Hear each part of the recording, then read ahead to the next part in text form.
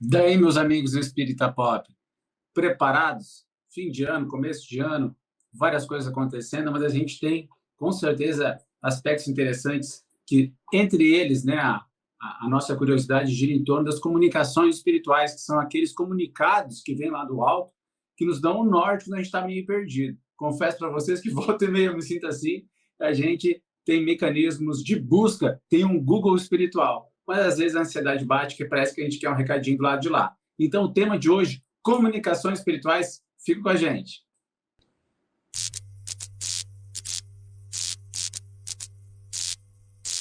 Daí, galera do bem, tudo beleza com vocês? Como é que foi o final de ano? Como é que está sendo o começo de ano? Como é que está a preparação para esse 2023? Claro que a galera pode estar vendo isso que lá em 2024, lá em 2025. Então, assim, ó, já manda uma dica do futuro para nós aí, para a gente poder inserir nesse programa. Vai que dá certo, né? Brincadeiras à parte, todos nós temos uma curiosidade enorme para saber como estão as pessoas que a gente gosta, que já partiram, pessoas que a gente tem carinho, pessoas que a gente gostaria de ter dito alguma coisa, perdoado ou pedido perdão. E esse é um tema recorrente, porque ele, de certa forma, está dentro do Velho Testamento, né? Quando lá nas evocações nós vamos ver as proibições da lei mosaica, as evocações de espíritos, e tinha uma razão prática, talvez o nível das comunicações não seria aquilo que a gente espere, mas nós vamos ver de forma ordenada isso ser mudado como uma espécie de autorização quando Jesus encontra João Evangelista, lá no capítulo A Ordem do Mestre, psicografia de nosso querido amado Chico Xavier, ditada por Humberto de Campos. Então, lá nesse capítulo, nós vamos ver Jesus dizendo que é para tirar o véu que cobre, né, os dois mundos, e Jesus ordena a João, né, que os mortos falem. E aí a gente descobre, dentro da doutrina espírita, com Allan Kardec, essa comunicação entre João e Jesus, possivelmente 1803, aí nós vamos ver ele 50 e poucos anos depois, Allan Kardec fazendo esse trabalho muito importante de divulgação que uma realidade, que um outro mundo existia, e um mundo daqueles que haviam habitado sobre a Terra. Até quem diga, baseado em comunicações do próprio Emmanuel, chamando Kardec do bom discípulo, que Kardec seria o próprio João Evangelista, por isso que Jesus dá a ordem do mestre para ele, porque também no capítulo sobre Allan Kardec, né, e Jesus vai chamar assim, e Allan Kardec cumprindo a ordem do mestre, fazendo uma conexão com aquilo que teria sido o seu chamado para a sua missão. Mas isso são conjecturas que não mudam a figura. Há quem goste de estudar isso, e aí o estudo é livre e opcional, né? Mas tem uma questão muito importante, que a gente tem muitos amigos, nós mesmos temos dúvidas, como é que estão nossos avós, nossos pais, nossos primos, tios, amigos, e a comunicação espiritual, muitas vezes, ela também tem o intuito de esclarecer certos determinados pontos de dúvida da nossa vida. E aí, olha que João, na sua epístola primeira, lá no capítulo 4, vai dizer: amados, não creiais a todo espírito, mas provai se os espíritos são de Deus. Então, aqui já vai o primeiro recado, gente. Mais importante do que a comunicação é saber se os espíritos são de Deus. E aí, acho que a gente também tem que torcer, né? A gente tem que compreender que um médium também tem que ser de Deus. Isso é fundamental para que a gente saiba que um médium alicerçado na caridade tem um amparo dos espíritos bons. Um médium que não cobra pelos seus trabalhos, que não faz, como eu posso dizer assim, nem de forma indireta, ele não pode cobrar. Não adianta ele virar coach espírita e cobrar e depois tentar fazer um serviço gratuito, porque isso não é eu dizendo, gente. Conduta Espírita André Luiz. Então, na tribuna, quando a gente vai estudar esse capítulo, nós vamos ver que a vida cristã é um trabalho de dedicação, né? Quando a gente vai fazer palestra, por exemplo, jamais a gente pode admitir esse tipo de conteúdo, de atividade. A mediunidade, ela tem que ser gratuita, porque ela está lá no Evangelho segundo o Espiritismo.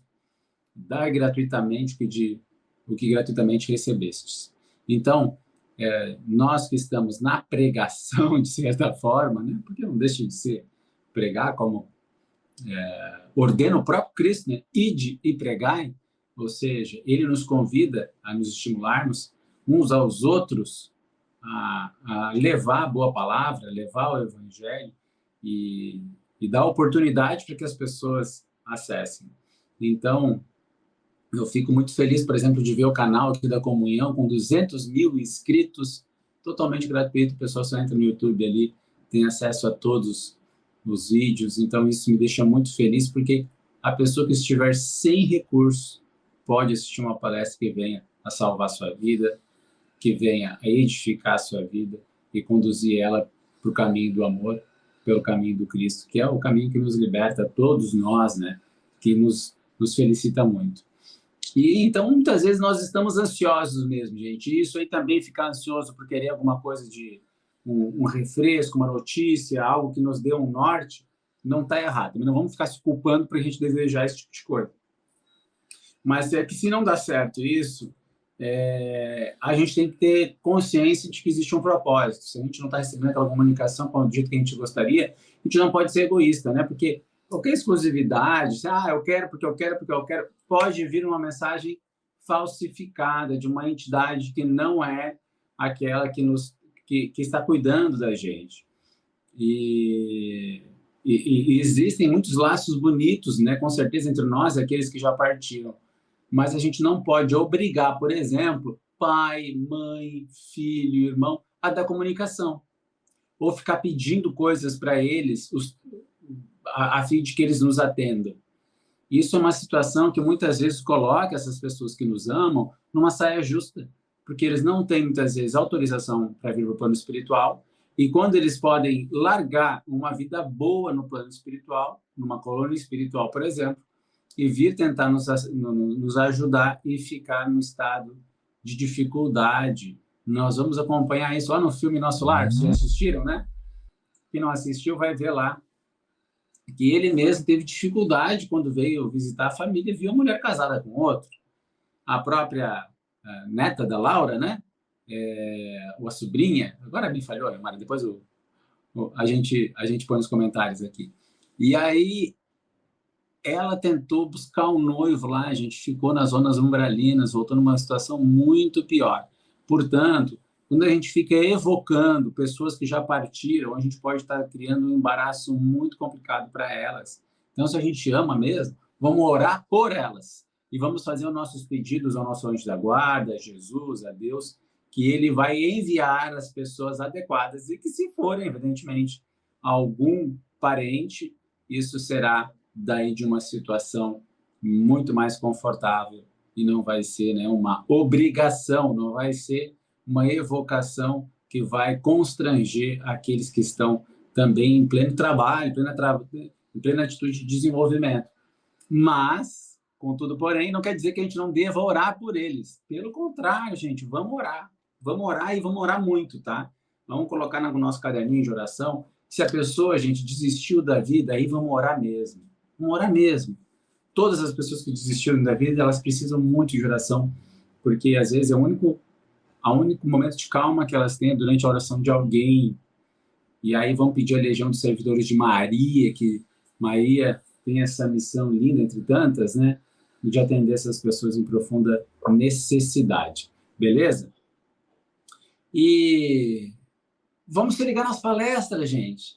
Quanta palestra boa aqui, né? Já peguei várias palestras aqui da Comunhão, o YouTube está rodeado de palestras. E quando a gente vai também lá no Centro Espírita tomar um passe, gente, às vezes a palestra dela lá meia hora, e a gente aproveita 5 minutos. E aqueles 5 minutos já dão um nortezão para a nossa vida, já fazem a gente repensar se a gente está sendo um cara legal com nossos pais, se a gente está sendo uma pessoa legal com nossos irmãos, com a pessoa que a gente convive, com o namorado, com a namorada. Então, assim, gente, a gente começa a fazer ao invés de ser egoísta, a gente começa a olhar para si e ver se a gente está dando conta do recado. E, assim, a nossa vida não é um foguete que vai em linha reta para a ascensão espiritual. A gente vai subindo e descendo, gente.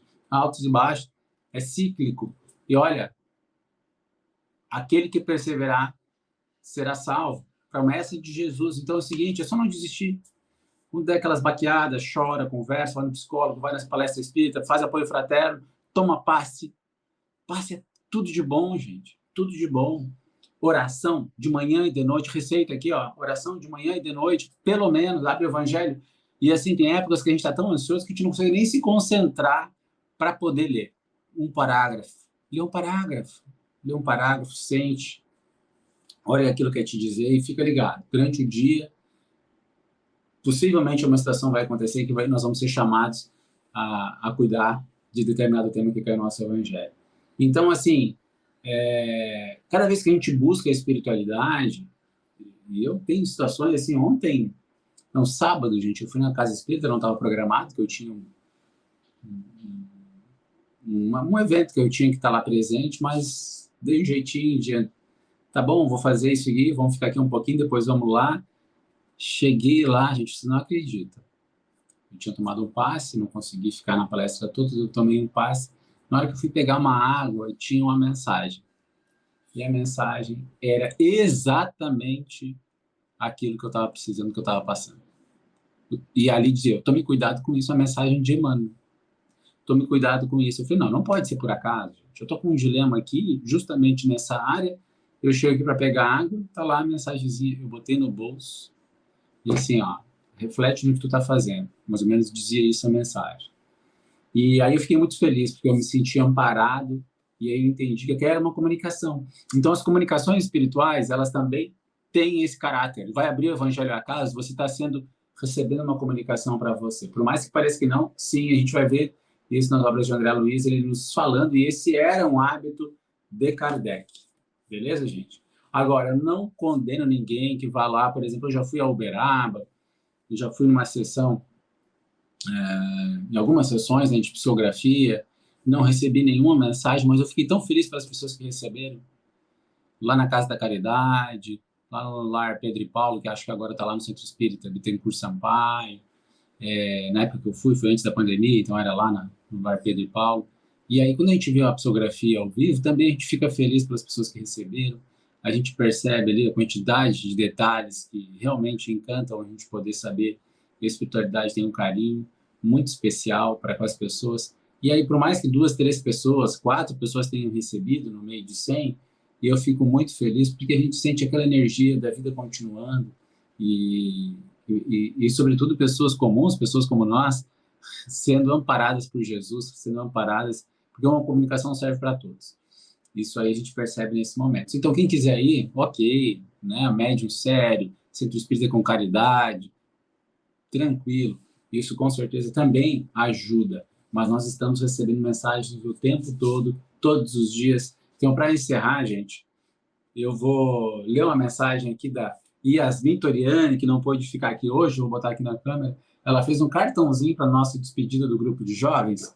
A gente tem um grupo de jovens adultos, então a gente começou a ficar velho, gente, aí a gente não queria desfazer a gurizada, então a gente criou um grupo aí de 23 a 35, mas já tem eu que tenho um pouquinho mais, e aí tem o grupo dos mais novos, coisa e tal, mas até uma sugestão para vários centros espíritas aí, para a galera não dispersar, porque a gente é mais dinâmico, coisa e tal, e às vezes é bom estar com a galera, né, não perder aquele vínculo, então fica uma dica aí, beleza? Então, para encerrar aqui, ó, o amor sincero não exige satisfações passageiras que se extinguem no mundo com a primeira ilusão. Trabalha sempre, sem amargura e sem ambição, com os júbilos do sacrifício, com as alegrias do sacrifício. Só o amor que renuncia sabe caminhar para a vida suprema. Isso foi dito pelo próprio Mestre Jesus lá no Boa Nova. Gente, vamos dar uma renunciada no nosso ego, mas vamos encher o nosso coração de amor e vamos fazer tudo que a gente pode. Quem ainda não vai, quem vai assistir antes do Natal, será que tem um amigo que não está precisando passar o Natal com a gente? Será que a gente não pode se juntar com 2, 3 amigos, comemorar Natal mesmo? Porque às vezes a gente está morando sozinho, coisa e tal. Então, assim, gente, vamos integrar com carinho, com jeitinho, que a gente possa, né? E a gente vai fazer um Natal com muito mais significado cristão. Beijo no coração de vocês, fiquem com Deus, um abraço para todos da equipe da Comunhão Espírito de Brasília. Beijo no coração de vocês, fiquem com Deus também. Tchau, tchau.